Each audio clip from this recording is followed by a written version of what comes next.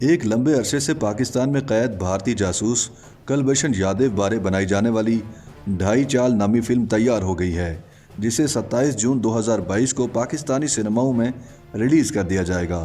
Film میں کلبھشن کا کردار پاکستانی اداکار شمون عباسی ادا کر رہے ہیں، جبکہ عائشہ عمر نے خاتون صحافی کا کردار ادا کیا ہے۔ فلم کے دیگر اداکاروں میں ہمایوں اشرف، عدنان شاہ ٹیپو، تقی احمد، سلیم معراج، عریض چودھری، فراز مری، جمال گیلانی، پاکیزہ خان اور عنایہ حسین شامل ہیں۔ عائشہ عمر نے انسٹاگرام پر فلم ڈھائی چال کا ٹریلر شیئر کرتے ہوئے لکھا کہ یہ بالی ووڈ نہیں ہے جہاں تم بھارتی ہر جنگ جیت جاتے ہو۔ عائشہ نے لکھا، یہ فلم ہمارے پیارے اداکار رشید ناز کے لیے خراج عقیدت ہے، جن کا پچھلے دنوں انتقال ہو گیا تھا۔ بتایا جاتا ہے کہ فلم میں کلبھشن یادیو کا رول ادا کرنے والے شمون عباسی کا زبردست گیٹ اپ کیا گیا ہے اور وہ دیکھنے میں بالکل کلبھشن لگتے ہیں۔ یاد رہے کہ پاکستانی سیکیورٹی حکام نے کلبھشن کو بلوچستان سے گرفتار کیا تھا، جہاں وہ دہشت گردی کروا رہا تھا۔ پاکستانی عسکری حکام نے کلبھشن کی گرفتاری کو پاکستان میں بھارتی مداخلت کے ثبوت کے طور پر پیش کیا تھا۔ 10 اپریل 2017 کو ایک ملٹری ٹریبیونل نے جاسوسی کے الزام میں کلبھشن کو سزائے موت سنائی تھی، تاہم بھارت نے سزا کے خلاف عالمی عدالت انصاف سے رابطہ کیا اور عدالت نے ویانا کنونشن کے تحت کلبھشن کی سزائے موت پر عمل درآمد رکوا دیا تھا۔ کلبھشن اب بھی پاکستان کی قید میں ہے اور اس کے خلاف عدالتی کارروائی جاری ہے۔ فلم کے ٹریلر پر اگر نظر ڈالی جائے تو اس میں پاکستان کی جانب سے انڈیا پر لگائے جانے والے الزامات کرداروں کے ڈائیلاگز میں سنائی دیتے ہیں۔ عمران خان حکومت انڈیا کے حوالے سے فالس فلیگ آپریشن کی اصطلاح استعمال کرتی رہی ہے۔ عمران خان نے خود کئی مرتبہ کہا کہ انڈیا کوئی فالس فلیگ آپریشن کرے گا اور اس کا الزام پاکستان پر لگا دے گا، جس کے بعد دو نیوکلیر ممالک میں جنگ چھڑ جانے کا اندیشہ ہے۔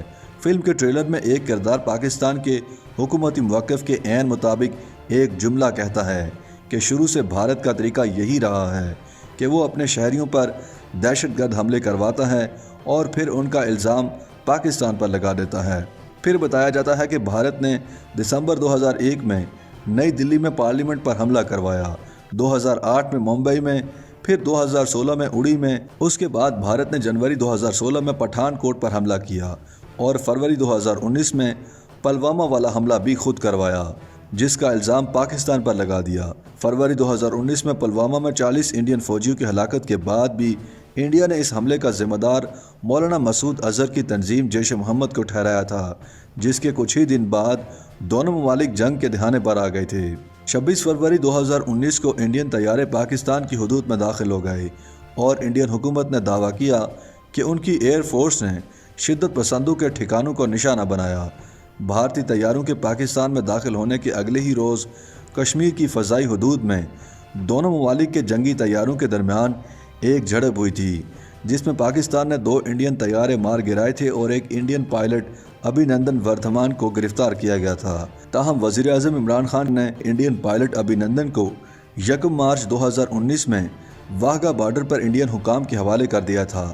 واضح رہے کہ پاکستان نے 3 مارچ 2016 کو انڈین جاسوس کلبھشن یادیو کو تب حراست میں لیا تھا جب وہ ایران سے صوبہ بلوچستان میں داخل ہونے کی کوشش کر رہا تھا۔